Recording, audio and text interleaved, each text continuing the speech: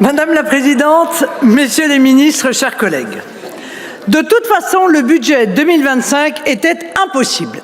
Voilà ce que disaient, d'après la presse, des membres de l'entourage d'Emmanuel Macron au lendemain de la dissolution de l'Assemblée. Quel terrible aveu quant à la réalité de la situation des comptes publics après 7 années de macronisme. Depuis des mois, le Rassemblement national alertait le gouvernement, l'Assemblée et l'opinion publique sur l'envolée du déficit et de la dette. Depuis des mois, le gouvernement nous accusait à ce sujet d'incompétence et même parfois de complotisme budgétaire. Au printemps dernier, mon groupe avait déposé une motion de censure pour protester contre l'absence de projet de loi de finances rectificative, évoquant, je cite, une situation budgétaire non maîtrisée, des prévisions insincères et un déficit volontairement sous-évalué. Je crois que nous avions encore une fois vu juste. Avant d'aller plus loin, prenez une seconde pour cliquer sur le bouton « S'abonner ». J'ai bien entendu, hier, comme d'habitude, votre autosatisfaction. Vous avez tout bien fait, plus d'entreprises, moins de chômage, plus d'investissements. On se demande bien comment on peut se retrouver dans une situation aussi catastrophique alors que tout semble aller si bien. J'ai bien entendu aussi votre tentative de partager de force votre responsabilité selon la règle maintenant bien connue, tous coupables, même les innocents. Eh bien, les innocents ne sont plus d'accord. Comment pouvez-vous oser encore donner des leçons de morale, de sérieux, de responsabilité quand vous devriez vous couvrir la tête de cendres ?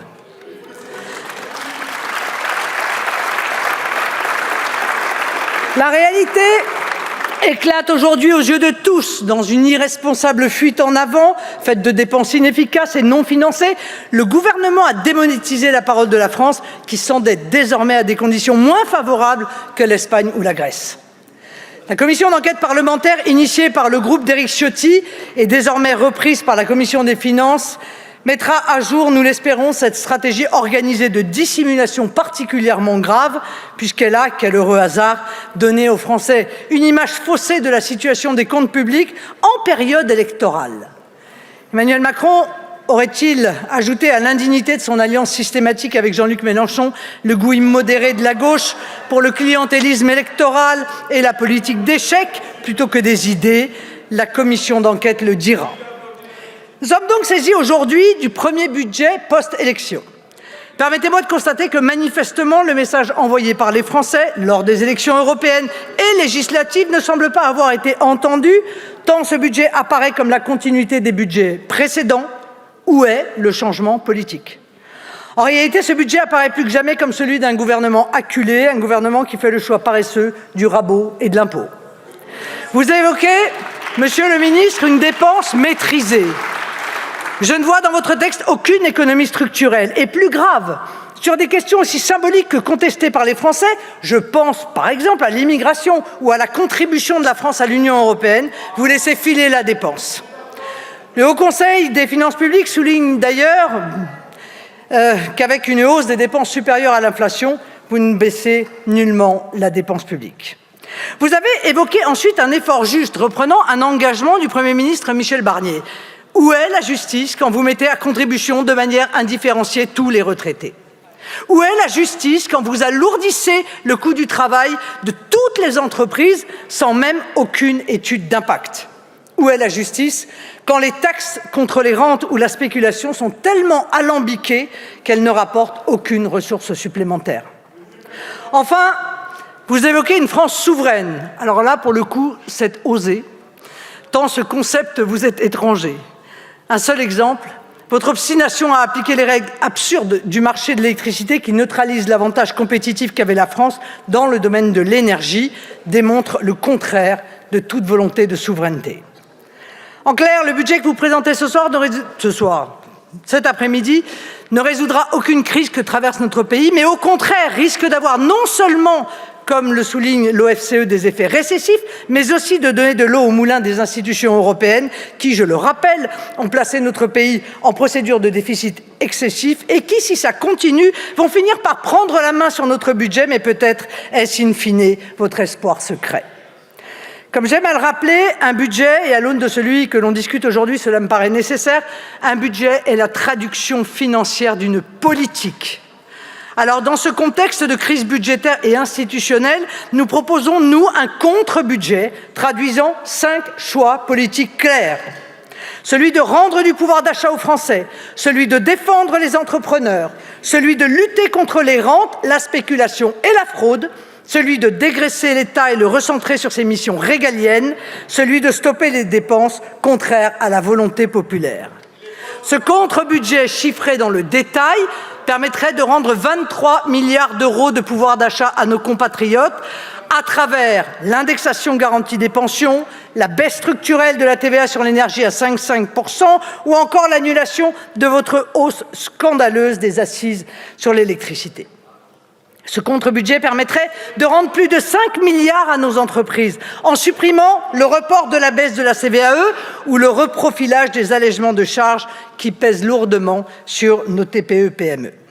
Ces dépenses, cela doit vous surprendre tant vous en avez perdu l'habitude depuis 7 ans, sont intégralement financées. Tout d'abord par 22 milliards de mesures de lutte contre les rentes, la spéculation et la fraude. Taxation des rachats d'actions, fin de la gabegie des prix de rachat garantis aux entreprises du solaire et de l'éolien, remplacement de l'IFI par un impôt sur la fortune financière. Ensuite, par 15 milliards d'économies, 4 sur l'immigration, à commencer par l'AME, que vous vouliez, je le rappelle, augmenter. 5 milliards sur la baisse des contributions versées à l'Union européenne, 6 milliards sur les aides à des pays qui n'apportent rien à la France, voire qui l'insultent chaque jour en refusant d'émettre des laissez-passer consulaires, et bien sûr, des mesures visant à baisser le train de vie de l'État, en particulier dans sa myriade d'agences. Tout cela nous permet de préserver les lois de programmation indispensables à notre avenir en matière de justice, de recherche ou de sécurité. Vous le voyez, messieurs les ministres, pour difficile que soit l'équation budgétaire, sa résolution n'a pas à être ni punitive pour les ménages, ni toxique pour les entreprises créatrices de valeur, ni nocive pour les investissements dont la France a besoin. Tout n'est affaire que de travail et d'honnêteté intellectuelle et, j'ose le dire, de courage dans les choix que nous proposons. Nous espérons que le débat budgétaire permettra de démontrer à nos concitoyens que ce projet de loi de finances pour 2025 n'a rien, contrairement aux fausses prophéties présidentielles, d'impossible. Nos choix, nos propositions, soutenues par le vote de 11 millions de Français, sont sur la table. Vous trouverez dans le groupe Rassemblement national, soyez-en sûrs, des interlocuteurs prêts, dans le respect et l'exigence, à contribuer au nécessaire effort de redressement des comptes de la nation. Vous connaissez nos lignes rouges, sur la protection des plus fragiles en particulier. Nous devrions normalement, par le dialogue, arriver à les faire respecter. En tout état de cause, monsieur le ministre, et j'en finis par là, mais je ne peux pas ne pas le dire, à la lumière du cynisme dont ont fait preuve les députés du socle commun en commission des finances, vous n'avez eu de cesse de saboter ce budget. En refusant tout dialogue, tout compromis et tout travail commun, vous laissez certains de vos députés augmenter des dépenses avec la gauche pour apparaître mesurés. Vous laissez la gauche revendiquer 60 milliards d'impôts imaginaires pour cacher vos 30 milliards de taxes supplémentaires bien réelles.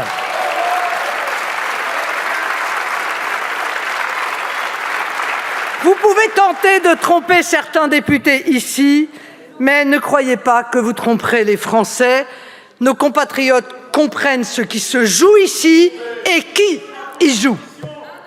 C'est vous et vous seul qui devrez assumer vos responsabilités, que ce soit le risque d'effet récessif ou de crise financière, ce sera bien de votre fait. Il n'est évidemment pas trop tard pour revoir votre copie.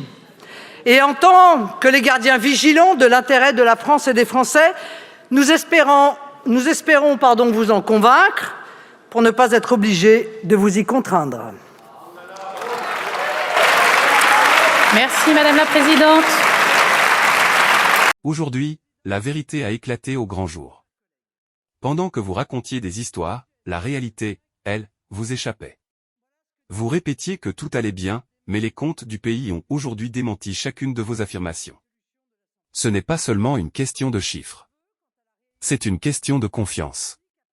C'est la question de ces citoyens qui travaillent dur, paient leurs impôts, et ne reçoivent en retour que des charges supplémentaires. Vous leur avez caché la vérité, vous avez fait peser sur eux le poids de vos erreurs, et maintenant que l'heure des comptes a sonné, vous tentez de partager la responsabilité. Mais rappelez-vous d'une chose, la responsabilité ne se partage pas, elle s'assume. Aujourd'hui, le pays n'a pas besoin d'excuses. Il a besoin de leadership. Un leadership capable de prendre des décisions difficiles, de dire la vérité sans détour, et de se tenir aux côtés du peuple avec honnêteté. Nous avons proposé une voie différente. Nous avons montré qu'il est possible de faire mieux, qu'il est possible de concilier justice et efficacité économique, et que renforcer notre pays n'est pas un slogan, mais un devoir. Le choix vous appartient désormais. Soit vous continuez sur cette voie qui nous mène vers des difficultés encore plus profondes, soit vous faites preuve de courage, vous reconnaissez la vérité, et vous devenez acteur du changement que tout un peuple attend. Le moment est venu. Et cette fois, le peuple regarde.